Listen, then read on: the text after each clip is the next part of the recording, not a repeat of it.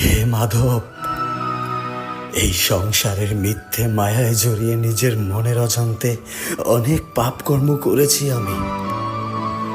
তোমার কাছে শুধু চাওয়া পাওয়া আশা আকাঙ্ক্ষা নিবেদন করেই জীবনটাকে মৃত্যুর দিকে অতিবাহিত করলাম, কিন্তু কখনো তোমাকে জেনে উঠতে পারলাম না। তোমার এই পাপী সন্তানকে ক্ষমা করো মাধব। আর আমার এই পাপ কর্মের জীবনের শেষ চাওয়া একটাই, মৃত্যুর আগে যেন তোমাকে জানতে পাই। হে মানব, যে আমাকে জানে বা জানার চেষ্টা করে তার কখনো মৃত্যু হয় না।